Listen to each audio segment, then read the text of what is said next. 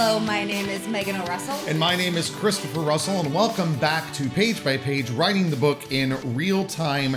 We are at episode 27, and yes, I did just have to swipe to see, because it's been a hot second.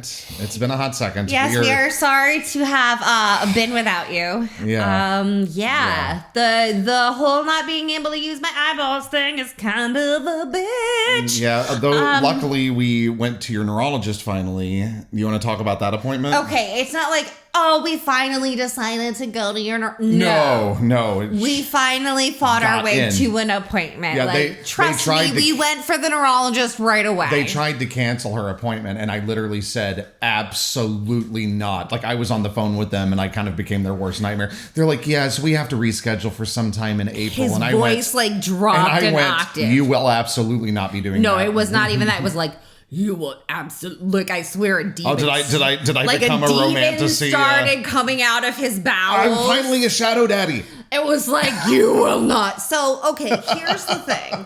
I haven't been trying to use my eyes, so I finally got the Botox injections. Yes, which is something that you have been doing. I have been doing, but then our insurance years. rejected, and then the insurance didn't want to do it because they were like, but you're on other migraine medicines. So then you have to prove you have enough migraines. Yeah. And it's like, what about every day? Does every day count because as enough Botox migraines? had been helping. Well, but we don't know if it was ever this bad. We don't know. That's true. We don't know. But anyway, you know it's bad when you wake up in the morning and are going to get 36 injections and you're like, it's Christmas! So I don't know if it's actually making my eyes any better, and this won't make sense to you probably if you don't have any kind of neuralgia, but my hair hurts less. My hair has been hurting less, so I feel like that's a good sign. Yeah. I haven't wanted to shave my head in at least 24 hours. Mm-hmm. So I feel like we're moving in the right direction. Are the lights bothering you at all? That one's kind of getting me. Yeah, I agree. All right, let me. That one's okay. That's better. Is that better? Okay, great. Yes, thank you. Yeah. It's the photophobia is still sticking around, which I think I explained that before is just where your eyes are unable to process light very well. But if you have migraines, something I discovered is packing tape. You can put packing tape over your fridge lights so that way you can get things out of your refrigerator without wanting to scream and slam it and punch things and break things or feel like you're dying. And then everything in your fridge looks blue. It's true. So it can be a little hard to tell if produce has gone bad. Kind of got to toggle to a light and hold it up and inspect. But as far as not wanting to die and or murder every time you open the fridge door, packing tape, just enough light shines through. It's a great little hack. I'm not a religious man, but please, God, make this stop. Now, before we get into the chapter for today, oh yeah, sure, I'll cheers. Isn't this bad luck for me to cheers with water? Dude, everything's on fire. Just go with it. It's true, on fuego. Oh, you forgot a little bit right here and you shaved. You should fix that before you leave. Well, I'll try if I've got time. So yeah, we're recording this before I go over to Epic Universe to play some guitar, which I always love doing. I love that job so much. But I wanted us to get to that right there, sitting on the table. We're doing a great switch out. It is the biggest, chunkiest fucking book. Yeah.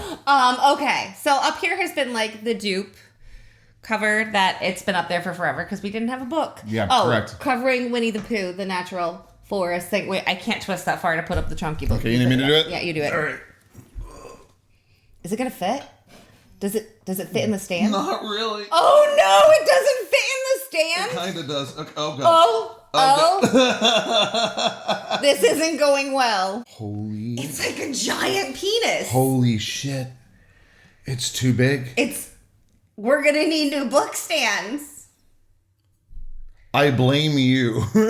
No, seriously, y'all. These are the book stands that I use for book shows. These are, well, yeah, but let's compare this to Inker and Crown, say. Wait, I don't have a book stand. Look at this. Good God. I wanted to it's put insane. it So if I put this, hold on. Well, wow, you can tell that this is not one that we sell.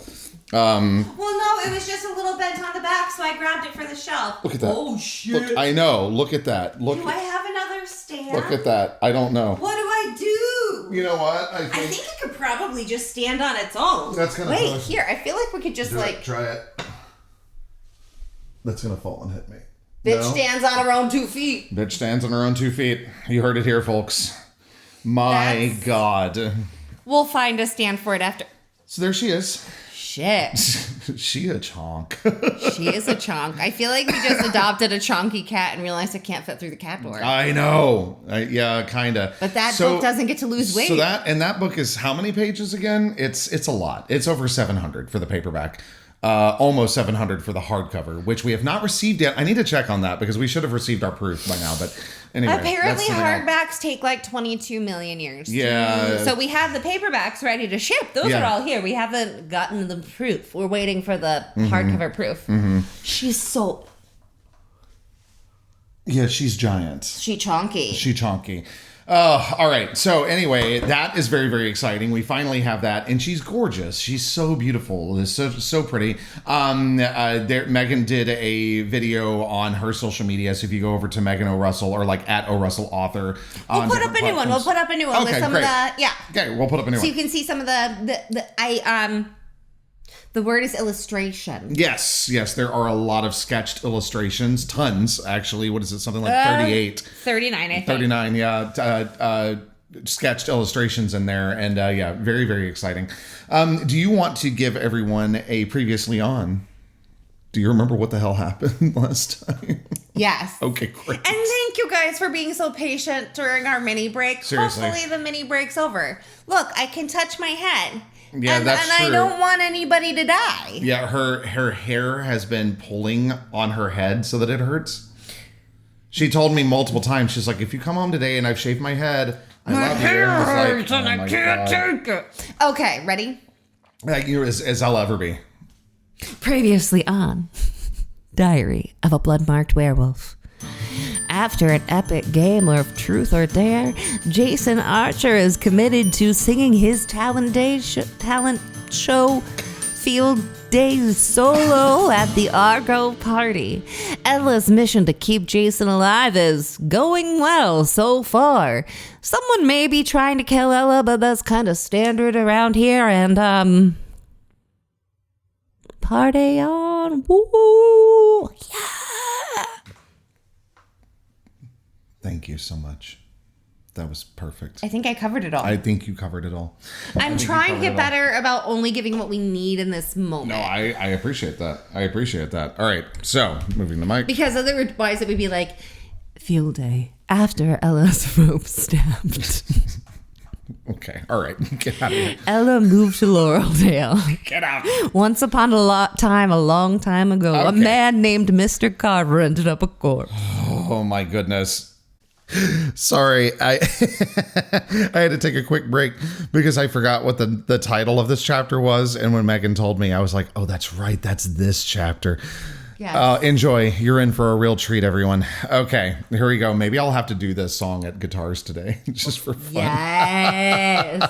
Can you imagine? Mm-hmm. It'd be fun. All right, so we now proudly present to you Laureldale, Book 2 by Megan O'Russell.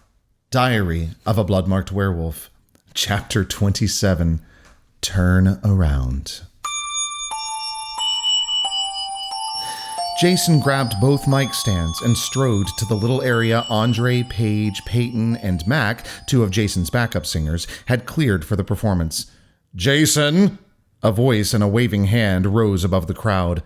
Jason ignored the waiver, turning on the microphones while Sydney and Andre headed off the interloper, Mr. Barrett. The background music faded away.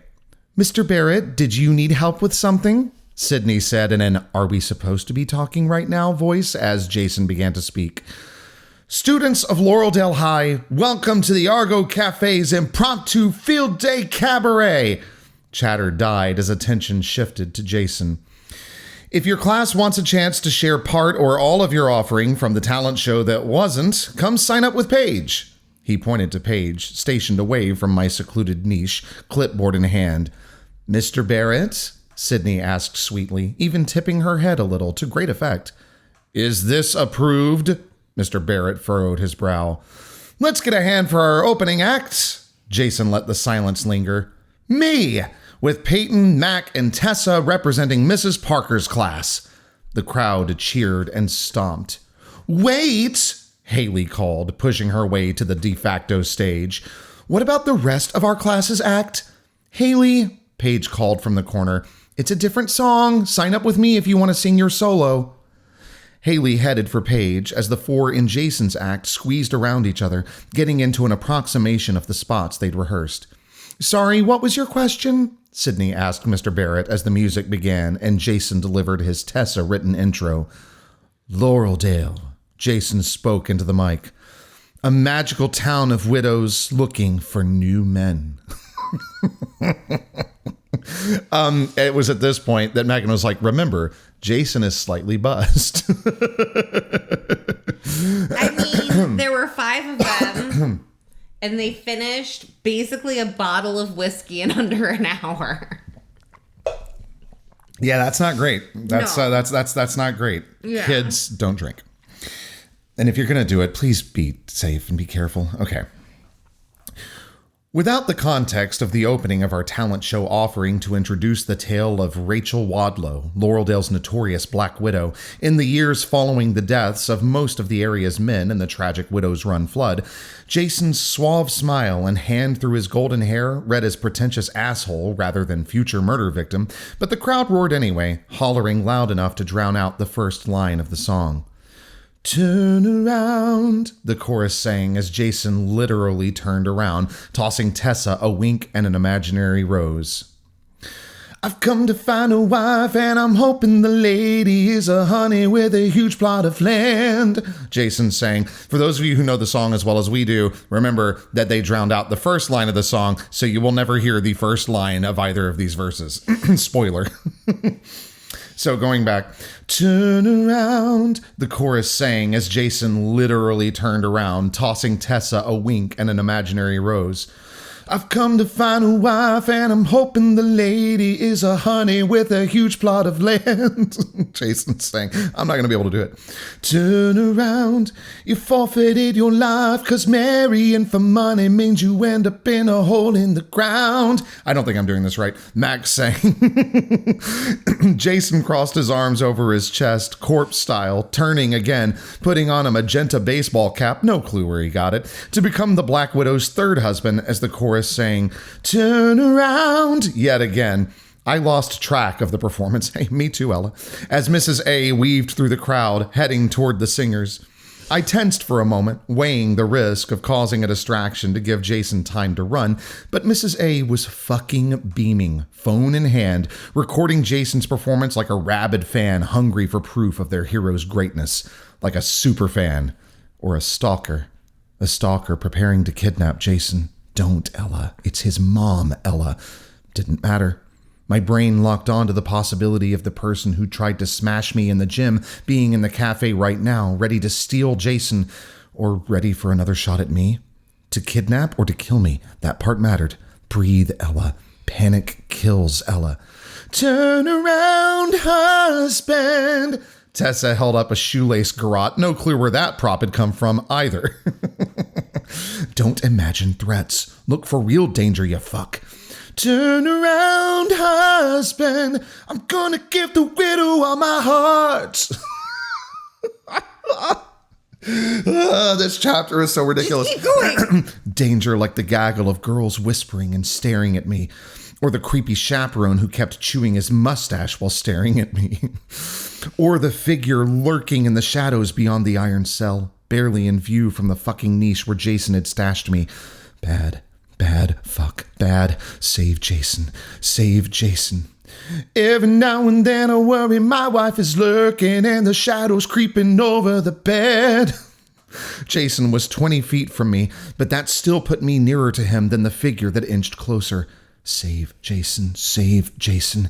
I cut around the table, right hand under the back of my sweater, gripping the handle of my knife. Save Jason. The figure leaned into the light. Caleb leaned into the light, meeting my eyes, holding my gaze for a moment, making sure I'd seen him before fading back into the darkness. Fuck. Vision? No. The song hadn't skipped. The floor hadn't gotten fucked. Caleb hiding.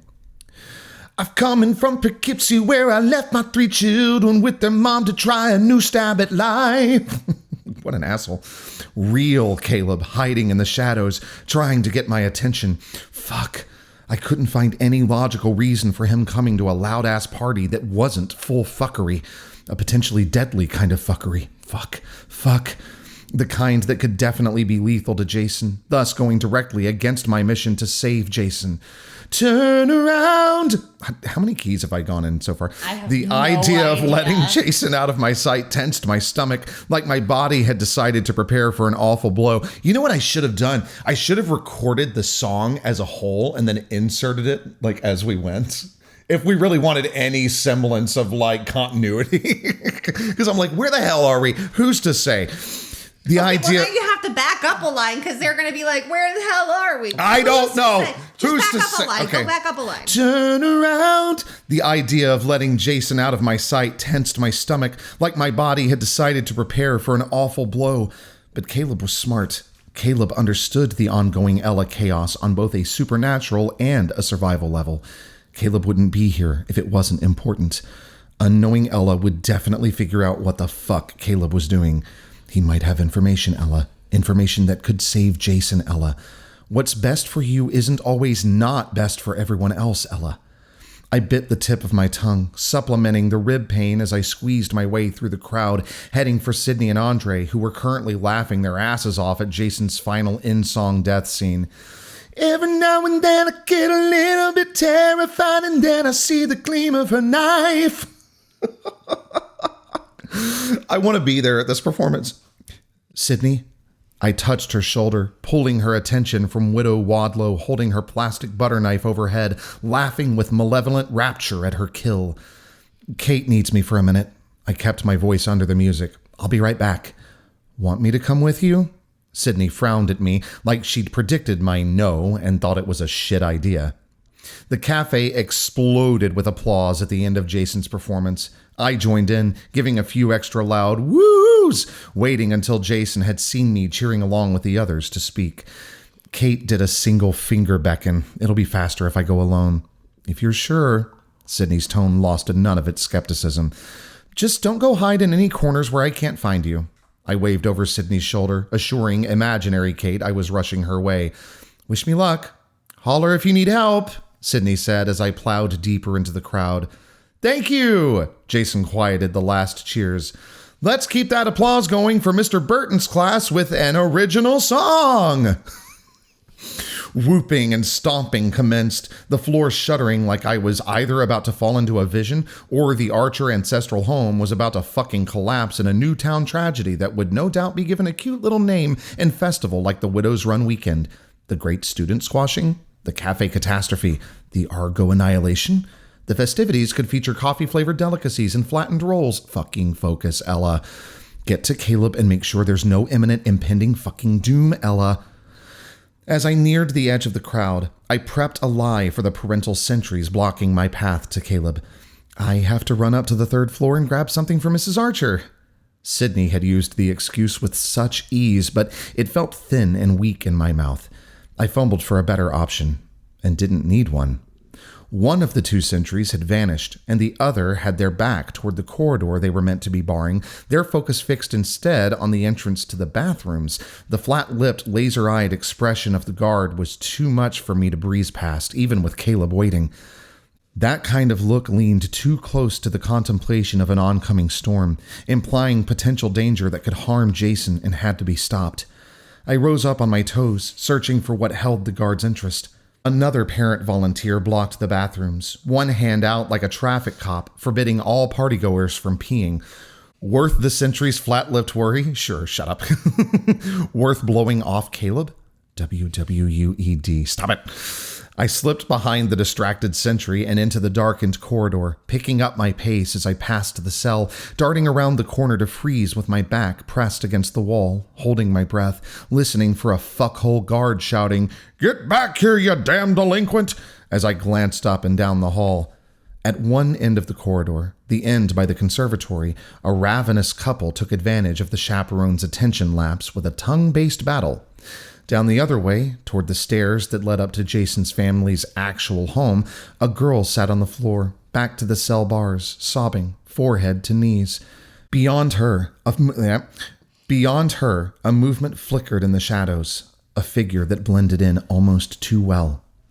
Every fiber of my being screamed, Etherean, supernatural, with the instinctive recognition of a fellow non-human that posed a danger to little Sybil me. But the spark of hyper-awareness that stiffened my spine offered no assistance in keeping my shit together as I crept past the sobbing girl, my breath hitching in my chest so by the time I could actually make out Caleb's face, my trembling lungs and knees and hands all warned him of my oncoming collapse. He cocooned me in his arms as I sagged against his chest, exhausted, more afraid than I was allowed to admit. Withering into a useless wisp of visions, so surrounded by potential disaster that every step teetered toward catastrophic despair. But how the fuck should I know which particular horror to fear most? I'm here. I've got you. Caleb whispered the words into my hair. Here in a hall in the open. Be smart, Ella. It's not about you, Ella. Did something happen? I lifted my head from the perfect nook in his shoulder. Why are you here? I needed to see you. He brushed his fingers across my cheek. Is being here even safe? Here party, yes. Here dark hallway, no. I studied the shadows in the corridor. Another couple had entered the hall. This set skipped the up against a wall lust phase, diving straight to horizontal on the floor, renewing the question of what the fuck the chaperones found more important than preventing another Haley Evans-style school function bundle of oops. Extricating myself from the comfort of Caleb's arms, I jumped to the more potentially deadly issue. Being seen together isn't a good thing. I don't care. He took my hands, holding on like he didn't see the metaphorical danger sign flashing above us. Maybe he really couldn't see why proximity to me was a fucking stupid idea. A wistful part of me hoped it was true. Caleb Clark, this sweet, sheltered, innocent boy, couldn't comprehend why public association with me, of all Etherians, was a big, bad fucking mistake. But then I remembered he'd killed to protect me. If anyone in Laureldale understood the hell still circling around me, it was him. And if he'd come here intentionally telling his hypersensitive Fae ears to get wrecked, knowingly risking getting caught in my supernatural shitstorm, respect his choice, Ella. Caleb deserves that, Ella. Fuck. Jason. Save Jason. Save Jason. Shit. WWUED. We can't stay in the hall, I said, stomping down the grumbling, self-loathing voice that whispered, but what about your friends? What about... Before it could reach the item of guilt that would have made it too hard to follow Caleb to the door 3 feet farther down the hall. Farther from the friends who had been twisting up their lives for me. Caleb learned what killing does to a soul to keep you safe. He turned the doorknob, which gave a little shriek and clunk of protest before letting the thick wooden door swing open. Not good, not good. My brain flipped from panicking about the not good of, I'm pretty fucking sure, breaking an antique doorknob's innards to the not good of Caleb ushering me onto the top step of a staircase leading down. Caleb? He closed the door, leaving us with only a dim red light coming from below. Rather than acknowledge my hesitance to enter a potential horror movie lair hidden beneath the Argo, Caleb scooped me gently into his arms, carrying me down the stairs with the confidence of someone with unhuman senses. I didn't actually mind. The solid cage of Caleb's arms felt more like a cast than a prison, a brace keeping all my broken bits safe, a refuge, my haven. Don't, Ella. You're smarter than that, Ella. Caleb carried me down a narrow walkway, past doors labeled linens, liquor, ask manager for key, tables and chairs, not setting me on my feet until we'd passed beyond view from the top of the steps and reach of the exit sign's feeble red glow. His hands stopped at my hips, making sure I was steady before moving up to cup my cheeks. How badly are you really hurt? And don't tell me you're fine. Fucking rude. Caleb's eyes glinted in the darkness, like a wildcat or a hawk had demanded answers. Hell of a bruise on my leg and a couple broken ribs. His face crumpled at my words. Don't do that. I snaked my hand between us, laying my palm over his heart. I'll heal up in no time, promise. Tell me they know who did this. Not even a little. My bravery broke. I burrowed into his chest, deadening my words. Sheriff Fuckface is looking into human-style equipment malfunctions, so some poor rock climbing company is probably going to end up paying out the ass for a magical murder attempt. Way to stay calm, Ella. Tell him what you know, Ella. Ella, if the flash I saw on the rope was magic, what the hell else could it have been? Then another witch is after you. If only it were that fucking simple. I started to pull away, wanting to run, willing to settle for pacing in the darkness, but Caleb's arms stayed stone, locking me in place. How could it not be a witch? Flash Snap's rope, most likely magic? Sure. Straight from a witch? Not necessarily. A pre-spelled or runed object could have done the same damage, leaving anyone with any kind of witch access as a potential suspect, which is way too many maybe killers for me. We'll still find them. He kissed the top of my head and settled his cheek against my hair. We stood in silence. Well, silence except for the music pounding from above. For a minute, maybe 10. I wasn't supposed to be in the gym. I heard about your challenge course run, that you'd hurt your hand, and I knew you'd already sliced it, so I snuck away from my team to check on you. And then I was there and I wanted to see you climb, so I stayed. And the rope flashed. The muscles along my back tightened, nipping extra pain through my ribs. What the hell is happening? Caleb asked the dreaded, unanswerable question. If you can't trust him, then who can you, Ella? Don't dismiss allies, Ella. Would you like a breakdown of my fucked theory? I'd like the truth, Caleb said. I leaned against his hold on me, making him let go or fight to keep me close. He let go. That's a lot to ask from someone who has no actual fucking clue about any of the bullshit this fucking town smashed in her face. A laugh bubbled in my throat. He sensed the spiral and caught my hand. Just one. Not both, trapping me. One, grounding me, soothing me as he laced his fingers through mine. The truth is, if you hadn't caught me, I'd either be dead or hurt so fucking badly I'd never be able to come back to Laureldale without being paraded around as an inspirational healing story. I smiled for him. You saved me. How fucked I'd be without you is pretty much the only certainty I've got. He wrapped me in his arms again, cradling me to his chest as the terrible realization of the two possible interpretations for what I'd said collided in my brain, stopping my heart. A, how fucked I'd be if he hadn't caught me like Rapunzel gone wrong. B, how fucked I'd be if he hadn't gotten blood on his hands for me. I huddled close to him like a terrified weakling asshat, clinging to the front of his shirt the way I had when he'd slept beside me, protecting me from my nightmares, protecting me in a way I hadn't been there to protect him. His heart calmed mine, beating a steady rhythm that slowed as we stood in the dark, just holding each other. His body curving over mine, sheltering me despite the shit he'd already endured on my behalf. You haven't told me your theory. His chest rumbled with the words. The fucked one? Say no. Say no. Yes. Okay. I tried to move away from him. He didn't let me this time. I was grateful. Let's say magic was used to snap my climbing rope. Can you think of another explanation? No. Which really fucking sucks. But what if that supernatural object wasn't used by a supernatural person? Caleb's fingers dug into my shoulders. What if a supernatural pre-spelled object happened to be used by a human? He stopped breathing. A human like the I Hate Ella Day, the Fucked Up Freak Club president. Bad idea, Ella. What are you saying? I think Haley Harper tried to kill me, which would make her a human with access to magical murder weapons. Who knows what I am, which would make me and potentially every other Etherean in Laureldale fucked. He loves me. He loves me not. He loves me. He loves me not. He loves me. He loves me too much to need me. Why does that feel worse? And thus ends chapter 27. Turn around. Every now and then. Wait, can you do me a favor? Yes. Can you look up the word danger?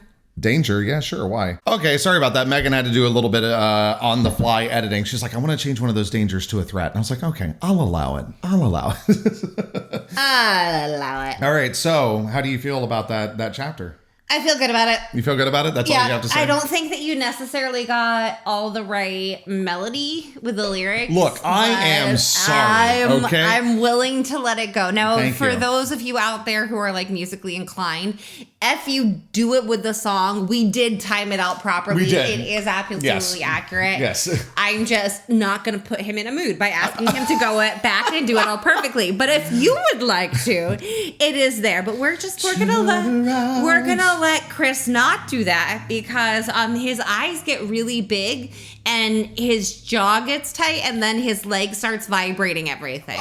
So we're gonna not.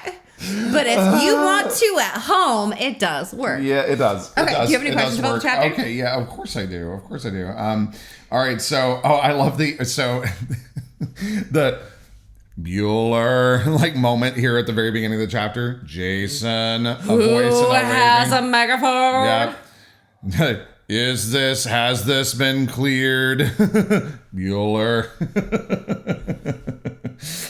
I love that infusion of having the teacher there that's like, what the fuck are you doing? Are you allowed to do this? What are you doing? Has it been cleared? Am I getting fired tonight? If I'm getting fired, I want vodka. Oh, yeah, me too, man. That'd be great. Ooh, that What? would be a change. Vodka? Yeah, a little Do cranberry. some mules?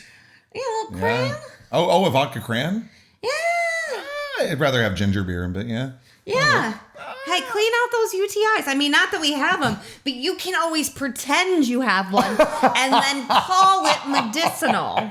I don't think that alcohol. All right, whatever. I'm not okay. It's cleansing. Sure. Okay. Wait, Haley called, pushing her way to the de facto stage. What about the rest of our class's acts? So why is Haley so upset right now? Like, we talk about her solo in a second, but like, why is she upset?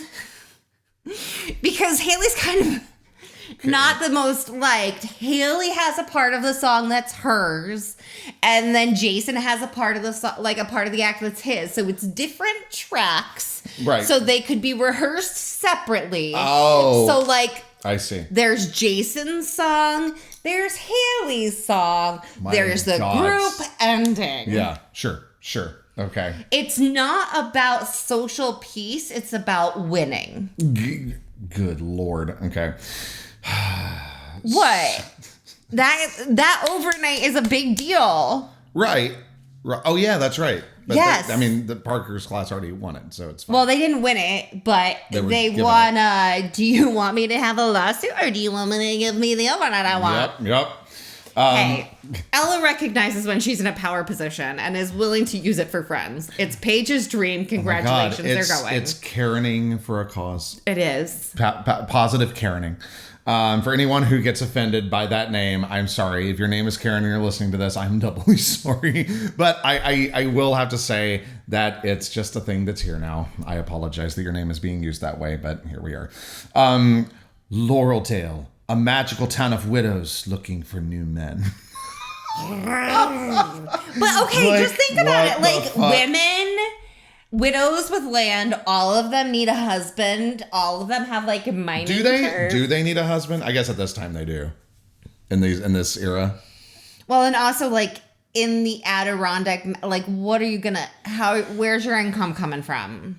I don't know, man. I don't know. Like that's the thing. Especially Like this time of year. Like, I don't know. who's gonna support you? You gotta like. Yeah. It's cold. You don't want to go out and get your own wood. Yeah, no thank you. That sounds not fun. I don't want to do that either. I was just gonna say the dirtiest thing, but it is Okay. too dirty for this podcast. Great. Beautiful.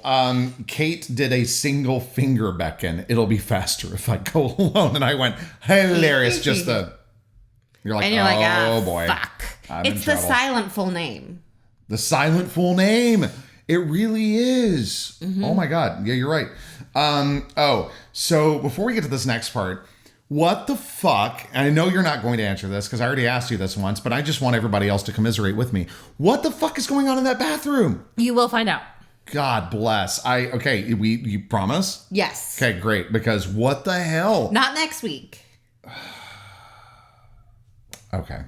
Or next episode, rather? Yes. Okay. All right. No, All right. the chapter is written. I just have to have eyesight to edit it. I know. But the thing harder than writing. That's why I'm saying. And the words. For the time and being. the eyeballs. Yes. And why the fuck? It's just like sweet fucking.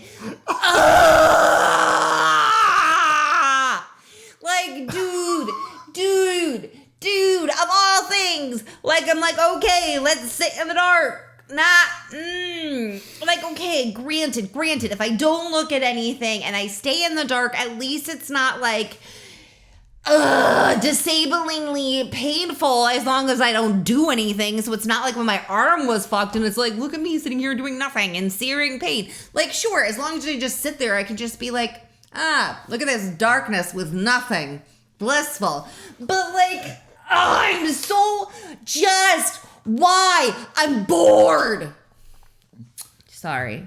You know, I was actually just thinking about it because we're sitting in our studio right now / our guest room, and I'm looking at the paint, and no, putting you on a ladder is that's a catastrophe waiting to happen. Never mind. Okay, cool. I was like, if we gave you a ladder, you might be able to paint the rest of it yourself. So you won't let me have knives. No, I won't let you have knives because you're an accident waiting to happen. So you want me to go on a ladder? Sure don't. Nope, never mind. Yeah, in dim light because it's too bright in here right now? Yeah, no, we're not going to do that. Okay, so getting back to the chapter. Well, now it sounds fun. No, ma'am. No. I think I could try it. No.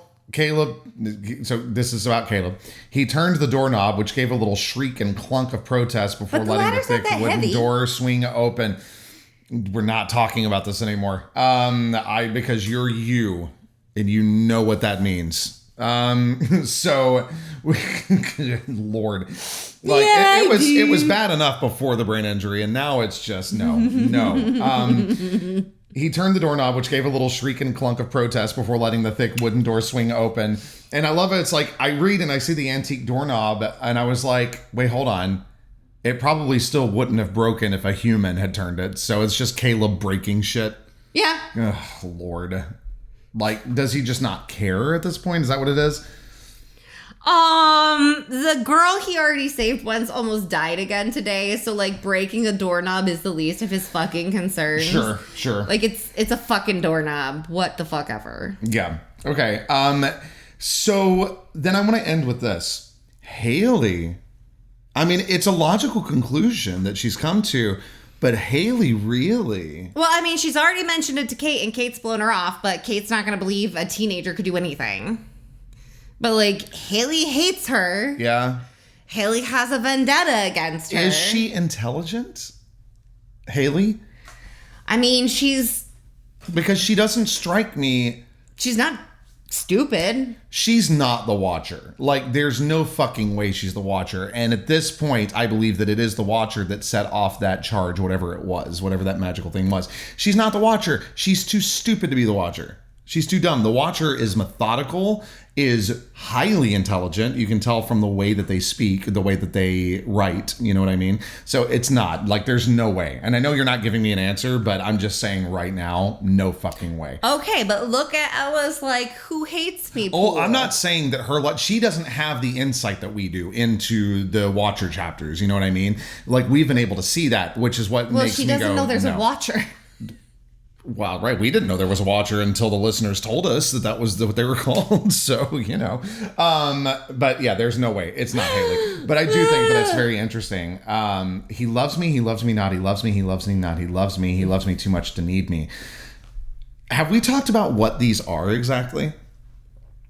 Do you know what I mean? I don't think we have. I think we've talked about it on the podcast, but it has yet to be notated within the book. Yeah. So we won't go too far into that, but it's... there is no... they are diary entries. They are diary entries. This feels like it happened before a couple of ones we've come through so far. Are these chronological? Oh, no. No, they're not chronological. They are not fully chronological. Okay. They are chronologically written. They are not chronological ruminations. Okay. So we're seeing them unfold as the pages are turning in the diary. Yes. But that does not mean that they are jumping back and forth between traumas, between what's happening, between where they are. Right. Emotionally. So, Okay. yes, as we are reading them, we are moving one page flip at a time through the book. Okay. We are not moving forward in her story. Okay. Because it is a diary, so it's Yeah. processing major trauma, and that is processing trauma is not linear. Right. That's true. But yes, it is all in the diary. We are going one page turn at a time. Okay. Cool. All right. So that's all I have for the chapter. Was there anything else that you wanted to discuss about the chapter? About the chapter? Yeah. Okay. What about life? You know. Is Vitor Chicory. Never get tired of that story. Things to discuss about life. Well, first of all, Yeah. if you are into romantasy, Yes. and you think that books where women rise up against unjust systems and, collapse society feel fun to you, then check out Ember and Stone. If you are listening to this podcast as it is posted, the ebook is currently free to download from your favorite ebook retailer, including meganorussell.com, and that is MEGANORUSSELL.com. Also, don't forget to come say hi on Instagram, TikTok, Substack, all of those places. Also, Sketchbook of a Wayward Seer will be available to pre-order in paperback form exclusively on meganorussell.com. So do check that out as well if you would like a paperback copy and you were not a part of the Kickstarter. Now, those are not going to be shipped until the book is released, but you can pre-order now. The pre-orders that you get through meganorussell.com are the only ones that are going to come signed and with swag and all that good stuff. So if you would like that, then do go to the shop there. Yep. What else is going on? I have no new events coming up because my eyes are shit anyway. Yeah. I will tell you, by the way, just to piggyback off of what you were saying about Ember and Stone, is that if you enjoy Ella as a character, you will also enjoy Enna. They are very, very similar in the sense that they are very strong women. Enna, I would say, is even stronger than Ella in a way. Like, in a way. Do you know what I mean? Like, I think that if you were to put the two of them in the same situation, just their personalities, that Enna would come out ahead. I think. Enna's willing to stab first, question later. Correct. Ella's like, ooh, but morals. Right, yeah. Enna's like, has very few fuck morals. it, but survival. True, yeah. Like, she is full survival mode. Ella's like, Yeah. but rules of society. But she's not heartless. Like, the thing is she has a big heart. That is the thing, is that she is not heartless. No. But if her heart requires she stab yours. Then, yeah, correct. Yeah, I really don't have anything else to add. My life is very small. I live in a cave in the it's dark. not the Cave of Wonders. I've learned to make a lot of different kinds of iced tea. And if you lay like a starfish on the floor listening to audiobooks for long enough, you can lose track of your whole body in the concrete. This is entirely like has nothing to do with anything, but I thought that it was interesting. You were talking about your world being very small, and I was like, and mine is the exact opposite, because at Titanic the other day, I think it was 2 days ago. It was on Saturday. I was there as a tag artifact specialist. I wasn't giving tours. I was just there as kind of a docent to talk about people, what they're seeing. And these two people went, this is kind of random. I was like, sure. And they're like, were you in the horror makeup show yesterday? And I was like, yes, I was. It's like, I sure was there yesterday. So that was quite funny. And then in that same day, just a few minutes later, people were like, did I see you in this at a theater in Southwest Florida? And I was like, oh my gosh. Fucking bragger. I'm like, I live in the dark, and you're like, I'm being recognized for my theatrical horror. Do you remember the weirdest You're one? such a dick. You're a dick. The weirdest one, though, it made me remember. Do you remember that time we were you're coming at home with more wine tonight?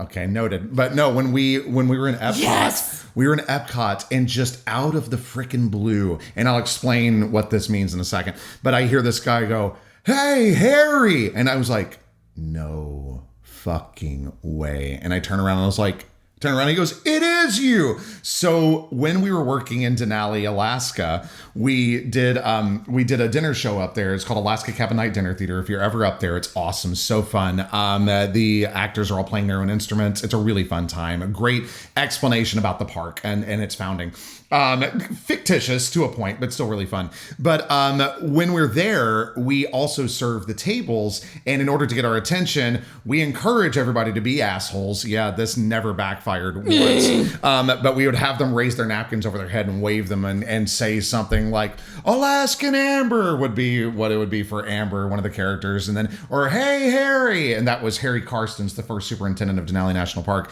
So the fact that they recognized me in Epcot from Alaska, I was like, that is batshit bonkers crazy, y'all. What a weird world. I told you, it had nothing to do with anything. I was just like, what a weird thing to do. You know what I mean? I mean, the weirdest thing that I've gotten is someone walking directly up to me and being like, it was you. Oh, yeah. Yep. At, where was that? That was Lakeland. I was like, I believe you, but for what? I've done many things. And then she calls her daughter over and she's like, this is her. This is the reason I rage called you at 2:00 in the morning. Yeah. Well, I've also had like people like come up and shake my hand and be like, I'm so glad to meet you. And I'm like, I just love the but it's always author stuff. The teenage girls that came up to you at Central Florida Comic Con are like, you're the reason we came to this con. I was like, oh my God, that is so freaking yeah, but no, awesome. I'm in a cave and I don't see anybody. I know. Hopefully this will be coming to an end soon. But yeah, it'll get better. It'll get better. I'll go back out into the world soon. You will. It's People kind of like will yell at me for ripping their hearts out again soon. If you would it's a little scary, but it's better than being in the dark. If you would also like to yell at Megan for ripping your heart out, go get Ember and Stone and have fun, y'all. It's a beautiful, beautiful story. And then come to us when your heart is ripped out. What? I have a grief counseling speech prepared. She does. It's true. She does. And it's also this is related, but it's what makes me, I'm reading Fourth Wing right now. I'm on Iron Flame book 2, but there's this death that happens in book 1 that everybody was like, oh, wait till you get to that scene. And I got to it and I was so unsure if that was what everybody was building up that I looked at Megan and I went, is this what they're talking about? And she went, yeah. And I went, So if you want to feel something, go read Anna Vilbrea, Ember and Stone, book 1. You're welcome. And I'm sorry, but you're welcome mostly. Okay. Here's the thing. Okay. First, what? Don't kill the cat. Not the wooden kitty. First of all, okay, so yeah, I do try to make everything like Artax. I want it to have that level of let me kill you. Yeah, you're close. I'm a millennial and I want to go for that trauma. Like that's always the aim. Is I want there to be that vision in your head of, but why would you do that to me? For anyone who was just triggered by our tax, I am sorry. But I think that part of my heart-rending thing too is that I'm good at beats and silence in a way. Yeah. A lot of authors aren't. Is it because you were an actor? Yes. Yeah, that makes a lot of sense. Because learning when silence and when small phrases are more powerful from the best script writers in the world through doing musicals forever and ever and ever and plays forever and ever and ever. Like the best script writers and you're timing because you grew up doing a lot of Shakespeare. Yeah, and you're listening to where the timing and the beats go. Right. And I think a lot of authors leave out the silence in heartbreak. Oh yeah, the moment when it's gone. That's the thing is that there are different. It's the same with not letting a joke land. Yeah. Some people. Sorry, I wasn't phasing out. I was just thinking about something I'm going to say after this. It's the same like writing comedy. If you want to learn to write comedy, study farce. Oh, yeah, no kidding. But if you want to learn to write heartbreak, study Fiddler on the Roof. Oh. Like, look at those things because it's not the trauma, it's the silence after that kills. It's not living in the scream, it's when the scream goes out and it's the void. So it's those things of like balancing that I feel like if you haven't lived on stage and hundreds of times heard the tears start, Yes. heard when in a scene, like what way do you say the word to make someone start sobbing in front of you? I think having that, like being able to test that hundreds and hundreds and hundreds of times is to my advantage. Because I know how to play the scene to get that response in a way that I think a lot of other authors have never had the opportunity to have that experience. That's fair. Two things to add to that. Number one, you talked about comedy and drama. You kind of talked about them separately. But I will say, and I've got a question for you about this with writing too. And I know I'm actually, I have to go in a few minutes, but I don't care. I want to know about this. It'll be fine. But the comedy and drama on stage are actually fairly well intertwined. Somebody once told me, they were like, the best comedians play the best dramatic scenes. And it's because as a comedian, when you're playing anything, because I'm not a comedian, but I know timing. I know comic timing. I have to do it as part of all of my jobs. And comedic timing is about playing those silences, is knowing when to let off the gas a little bit. So do you think that as an author that writing comedy also helped you with drama or acting comedy? Do you know what I mean? Like, where did that? Yes. Okay. Because I think people like to think they're funny. Yes. Yeah. Instead of asking for the tea. Sorry. No. Anytime I have ever heard an author say, and I just wrote the most hilarious scene. Yeah. It fucking sucks. Yeah. Anytime an author's like, and I wrote a fast patter scene, it's fucking hilarious. Yeah.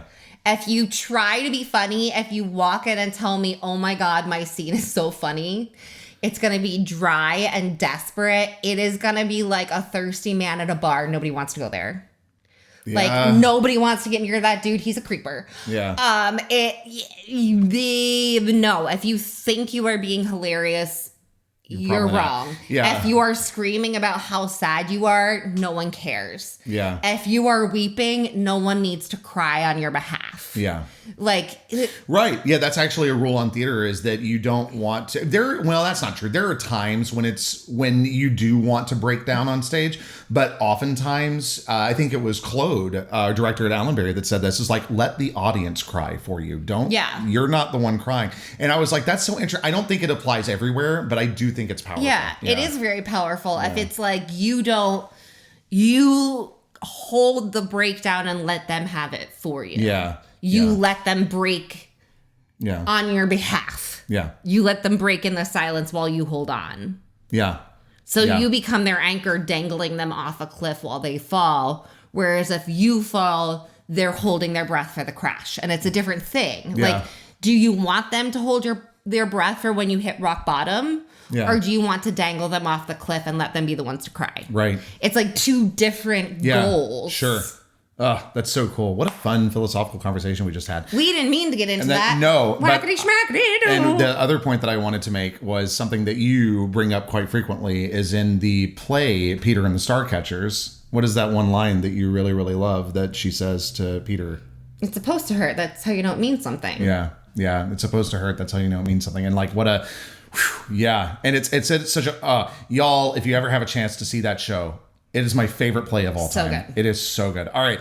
So, if you like the podcast, please do like, rate, review, share, whatever you can do on your favorite podcast platform to let the algorithms know that you like us and you think more friends should find us. Or if you do have friends that you think would like the podcast, please do share, because word of mouth is the absolute best way to help new friends find the Page by Page podcast and Laureldale. And don't forget, if you want to pre-order your paperback, go to meganorussell.com. Same with if you want to download your free ebook of Yes, the pre-order is not live yet. I want to wait until we are able to ship out the first copies of the book, because we want to make sure that we are seeing to our Kickstarter backers first, but it will be going up before the week ends. So keep an eye out for it. I will post on Substack when it goes live, as well as on social media. We'll post everywhere. It'll be everywhere. We'll scream it from the mountaintops. But until then, we're in Florida. There are no mountains. There's Space Mountain. And we start screaming down the roller coaster. And as always, thank you for reading.